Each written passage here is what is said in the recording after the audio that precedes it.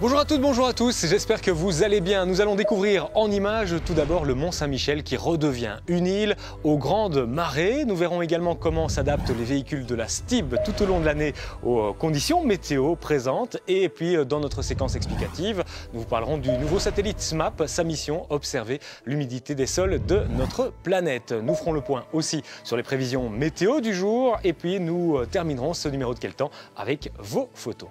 Mais direction la baie du Mont Saint-Michel avec les grandes marées qui ont débuté fin février. Elles vont se succéder jusqu'à la fin mars. Et lors de cette grande marée, le Mont Saint-Michel, célèbre pour son abbaye construite sur un îlot rocheux, se retrouve les pieds dans l'eau. Il redevient une île encerclée par la Manche. À cette occasion, de nombreux touristes sont venus contempler ce phénomène exceptionnel. Le Mont Saint-Michel est le site touristique le plus fréquenté de Normandie et le troisième en France, avec plus de 3 millions de visiteurs chaque année. La marée du siècle, qui a en réalité lieu tous les 18 ans, est attendue le 21 mars avec des coefficients de 119 contre 118 sur les images que vous voyez à l'écran. Le maximum, c'est 120. Nous vous reparlerons de ces grandes marées dans un prochain reportage.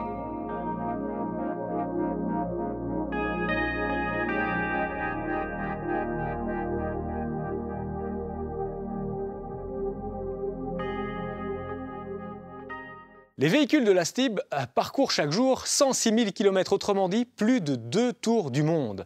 Qu'il pleuve, qu'il neige, qu'il vente, les trams de la STIB doivent assurer leur mission de service public. Comment cela est-il possible? Réponse dans notre reportage signé Jean-Noël Lemar. Le 1er janvier 1954, l'État belge, la province du Brabant et les 21 communes bruxelloises s'associent à la Société des tramways bruxellois pour donner naissance à la STIB. Aujourd'hui, cette société de transport public emploie plus de 1000 conducteurs de tram. Conducteurs qui ont tous été formés à la conduite défensive. La conduite va varier en fonction des saisons et des conditions climatiques. Et donc, c'est pour cela qu'on doit faire vraiment un cours de conduite défensive pour apprendre à gérer de façon optimale cette conduite. Alors, la conduite défensive, c'est lorsque, par exemple, les feuilles tombent en automne, les voies deviennent grasses parce que les feuilles sont broyées avec les différents trams qui passent. Et donc là, on a un phénomène de glissade. Et pour ce faire, on utilise différentes techniques pour essayer de diminuer la distance de freinage. Les techniques qui sont mises en place, c'est notamment une projection de sable sous la roue. Ces particules de sable ont un effet de grippe sur le rail et qui permet d'augmenter l'adhérence et de diminuer la glissade.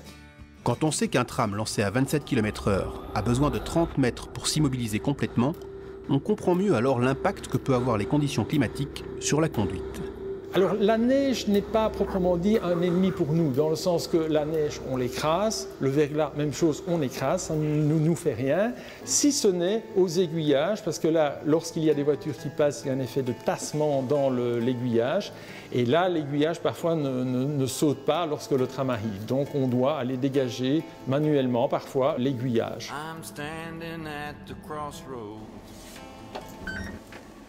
Ligne 62, indice 305, appelle le dispatching, parlez.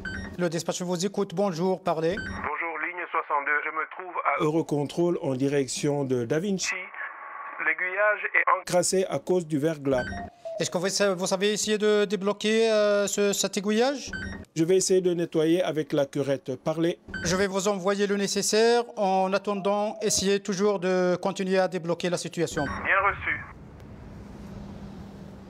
Donc l'endroit qui s'encrasse le plus au niveau des aiguillages se trouve ici et on passe avec la curette pour nettoyer pour que l'aiguillage puisse se positionner convenablement.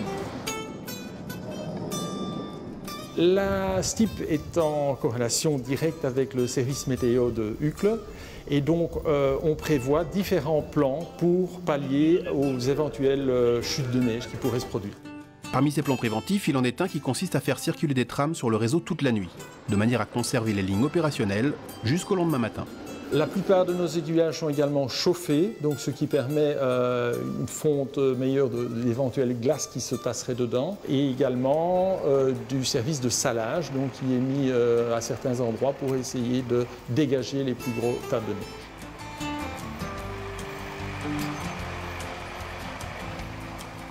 En fonction des conditions climatiques, lorsque la situation s'aggrave, on a même adapté le matériel avec un chasse-neige à l'avant pour permettre également d'ouvrir nos voies pour l'exploitation. Garantir la sécurité et le confort des voyageurs est une priorité. Tout a été pensé jusqu'au moindre petit détail. Les trams modernes ont un système de climatisation, on essaye de chauffer pas trop pour que les voyageurs ne soient pas non plus dans une différence de température énorme vis-à-vis de l'extérieur, et pas trop peu de façon optimale pour essayer de contenter la majorité de nos clients. L'été, c'est exactement l'inverse, donc c'est un air conditionné et donc nos cabines de voyageurs sont refroidies avec l'air conditionné. Dispositif de démarrage progressif, système de freinage entièrement électrique, le matériel roulant a connu d'énormes améliorations techniques au fil des années. Il y a l'ancien matériel du style que vous voyez derrière moi, mais qui roule encore en exploitation. Il y a du matériel T2000, donc ça c'est l'intermédiaire qui est paru un petit peu après les années 90. Et il y a le tout nouveau matériel T3000, T4000. Et pour prendre un exemple, la T4000 remplie de voyageurs, ça fait 70 tonnes. Ce sont des poids lourds qui sont difficiles à s'arrêter. En plus, lorsque les conditions météo sont mauvaises, c'est encore plus difficile. Et donc, on demande une grande vigilance des piétons parce que ça ne s'arrête pas sur un mètre. Les conditions météo seront-elles difficiles ces prochaines heures? La réponse tout de suite dans notre bulletin quotidien.